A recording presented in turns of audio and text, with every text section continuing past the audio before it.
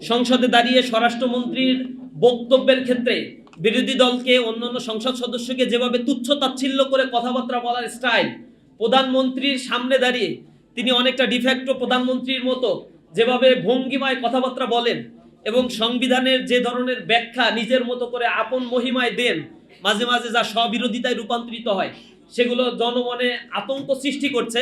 আর একজন ওবায়দুল কাদের আমরা দেখতে পাই কিনা, আমরা শঙ্কিত হয়ে পড়েছি।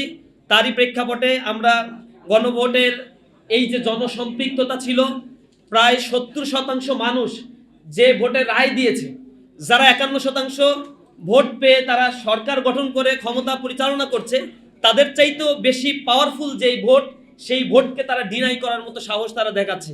এখন তারা সেই প্রস্তাব উত্থাপন করবে না, সেই রায়কে তারা বাস্তবায়ন করবে না।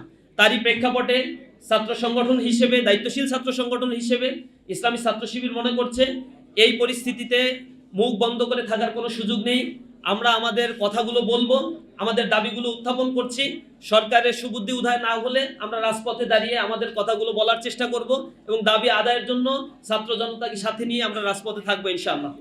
আমি সামগ্রিক প্রেক্ষাপটে বর্তমান সময়ের আলোকে আমাদের আজকে যে সেমিনারের আয়োজন করা হয়েছে, সেই সেমিনারের প্রবন্ধ পেপার আপনাদের সামনে উপস্থাপন করছি। গণভোটের আলোকে জনরায় বাস্তবায়নে গড়িমসি, সরকারের দায় ও জবাবদিহিতা, ঐতিহাসিক প্রেক্ষাপট এবং জনরায়ের সাংবিধানিক চরিত্র নিয়ে আমি শুরুতে আলোচনা করব। গণতান্ত্রিক রাষ্ট্র ব্যবস্থার মূল ভিত্তি হলো জনসম্মতি, অংশগ্রহণ ও সার্বভৌম ইচ্ছার প্রতিফলন। একটি রাষ্ট্র তখনই প্রকৃত অর্থে গণতান্ত্রিক রূপ লাভ করে যখন জনগণের ইচ্ছাকে কেবল রাজনৈতিকভাবে নয়, বরং সাংবিধানিক ও আইনিভাবে সর্বোচ্চ মর্যাদা দেয়া হয়।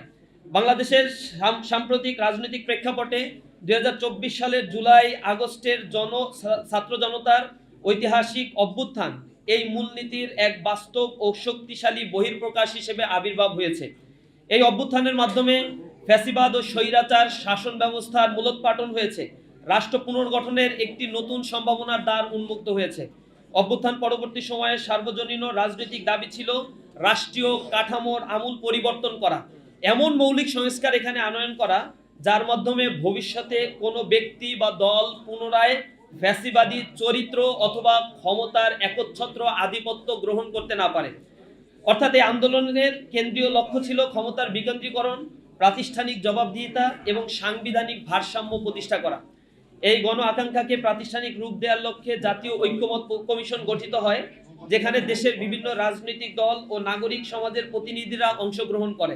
দীর্ঘ আলোচনার পর 84টি সংস্কার প্রস্তাবে ঐক্যমত্য প্রতিষ্ঠিত হয়, যার মধ্যে 47টি ছিল সরকারের সংবিধান সংশোধন সম্পর্কিত,